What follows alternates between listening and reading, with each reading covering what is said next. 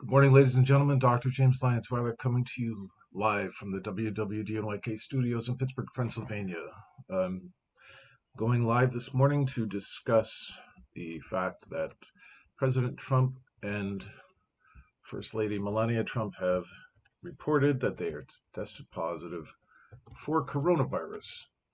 The details are new to me. This apparently happened 1 in the morning. Um, Imagine that it's a PCR test, and trying to get some news here. Um, the reality is that let's talk about testing. So the reality is that positive testing in the news is being reported as a diagnosis, and all of this time here we have the tweet. So all of this time from the beginning, there's been a number of scientists that have been very vocal over the interpretation of the test. And I'm one of those scientists right from the beginning. So I was an early voice in coronavirus, and the testing that has been conducted is based on a PCR test, the PCR reaction. And the PCR reaction is pretty well known, has been covered many, many times now because of coronavirus. However, people should be aware that the president and first lady will be retested to confirm that it's not what's called a false positive. In molecular diagnostics, you can have a false positive result that is for any number of reasons. There could be a nascent population of viruses that made it into the nasopharyngeal tract, that the test actually detected the presence of a virus. However, the infection does not take and does not lead to disease. And so diagnostics based on molecular testing only is risky. And the false positives of these tests are unknown. The false positive rate is largely unknown. In fact, the evaluation that was done and the data that were required by the FDA for these molecular tests specifically included zero data on whether there was a false positive rate. The emergency use authorization documents, I've gone through them from the corporate tests, the business end of it, the companies that have made tests, they did not require any evidence of false positives.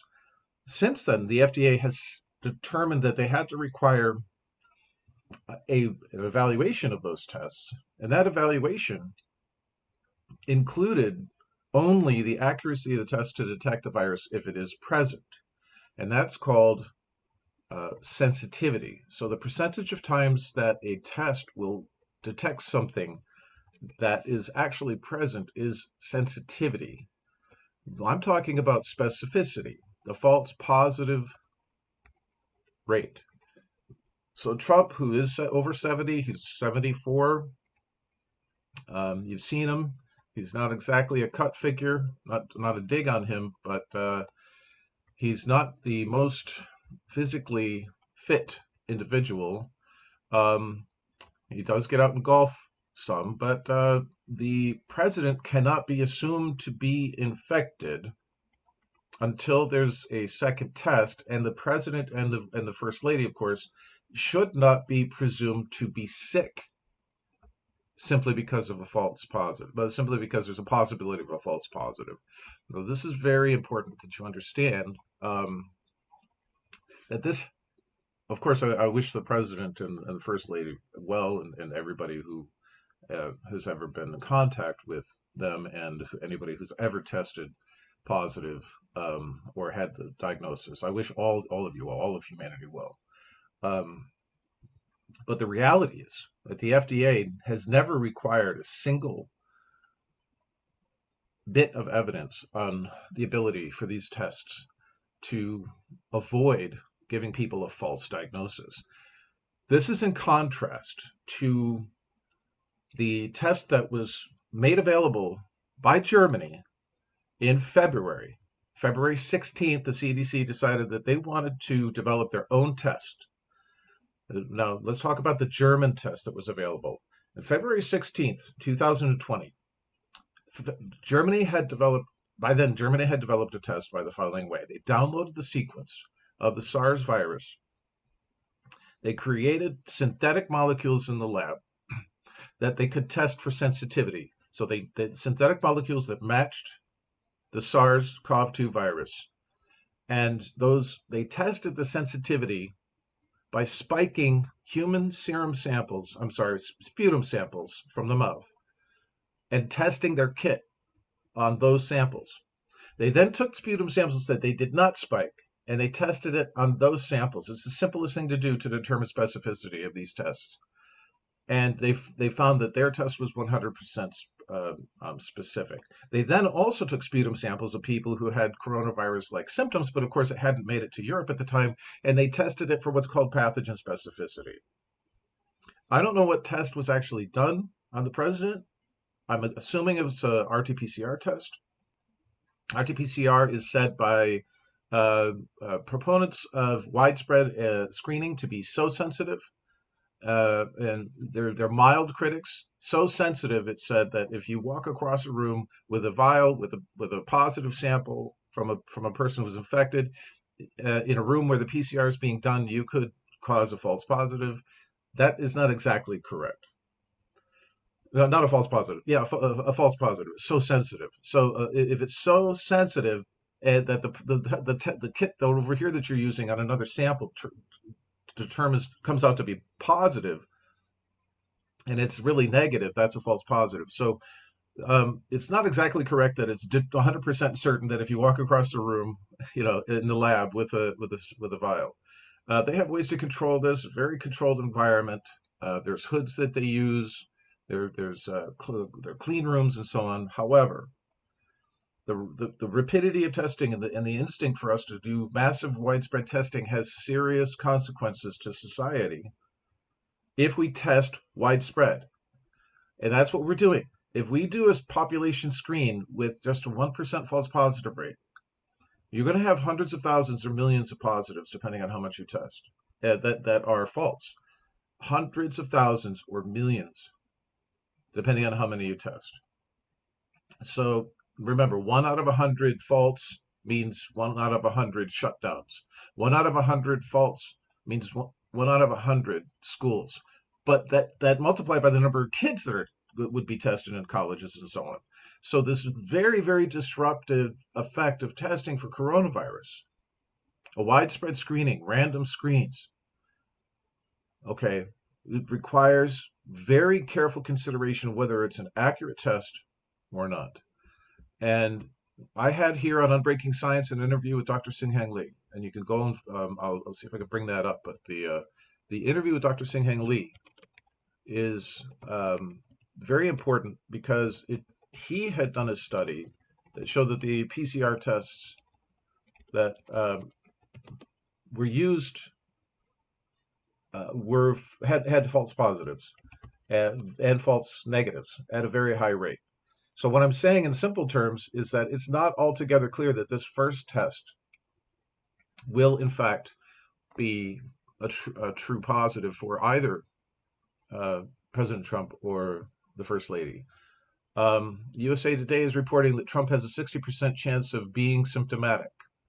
That means that the first test itself may or may not lead to symptoms. That's based on his biology, on his ability to fight off the infection already to the point where there will be no symptoms. But it's also a factor and a function of the false positive rate. It was his test a false positive, so he should be. We should confirm that this test result is in fact an accurate test. That the test result that it's not a false positive. Part of the research that I've done at the Institute for Pure and Applied Knowledge is to ask the question when during an outbreak, and I want to take this opportunity on this platform to say that we need to think really carefully about what we're doing on mass screening. You know, if you were going to do a mass screening with a CT scan on all Americans, you would have so many false positives that you'd be doing biopsies on millions, tens of millions, hundreds of millions, and not hundreds of millions, but many people. But eventually, everybody would have a false positive, I think, and therefore, what they do is they do symptom first, and then they do a CT scan, and that's what we should look into with coronavirus. In terms of the degree of our reaction, we can test everybody that we want, but we have to please stop calling a positive test a diagnosis. And that's one thing I want you to repeat, that we should not call a positive test a diagnosis at all. And it's not just jargon. All right, it is not just jargon. It's very important that in our lexicon, as a society, we do not call positive test a diagnosis, because it is not a diagnosis.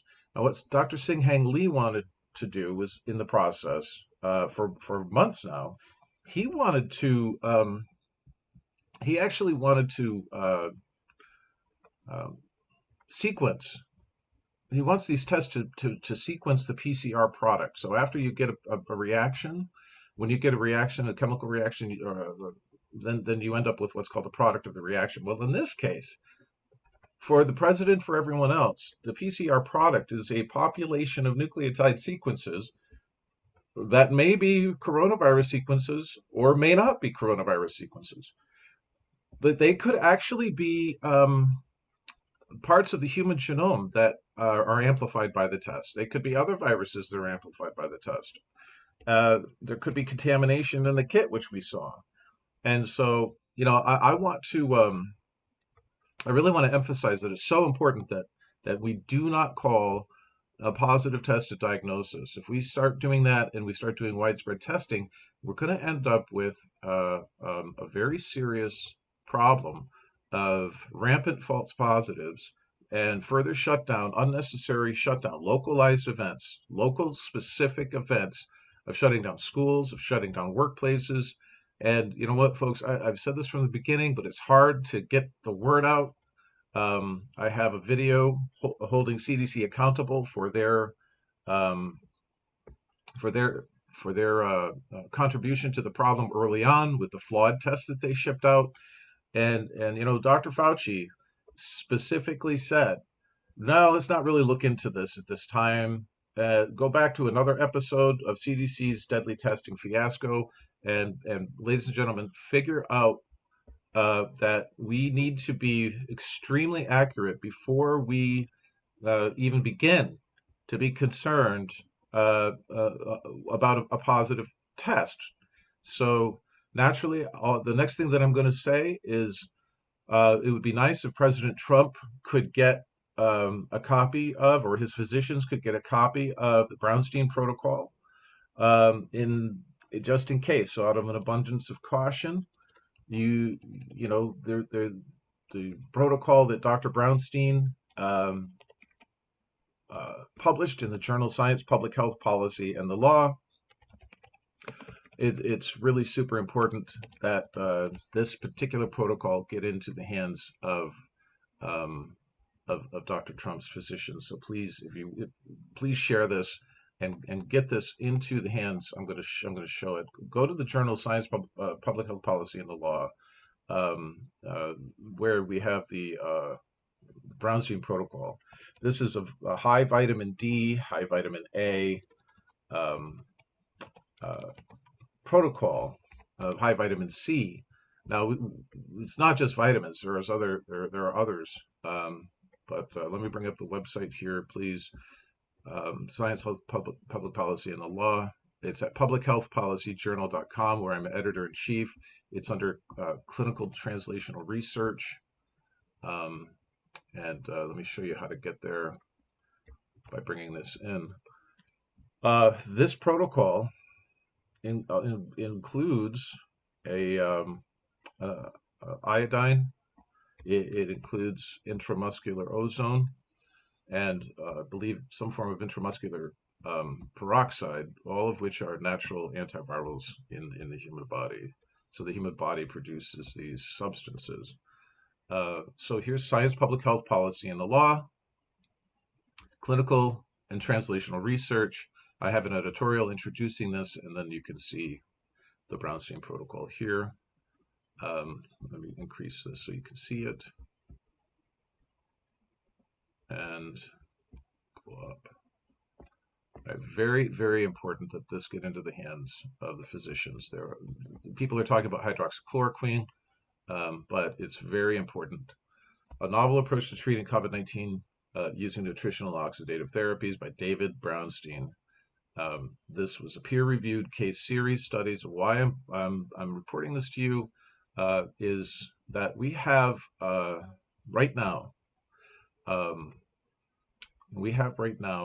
um, the President of the United States and the First Lady both testing positive, and um, the reality is that this protocol was used on 107 patients in Michigan, 107 patients with coronavirus detection, only one of which under the core protocol was hospitalized.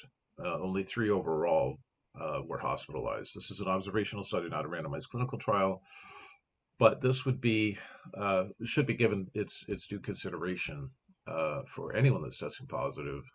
Those people who are concerned about the president's well-being at this time, and we all should be concerned about the president's well-being as well as the first lady. Please understand that the success of this kind of protocol is not a one-hit thing.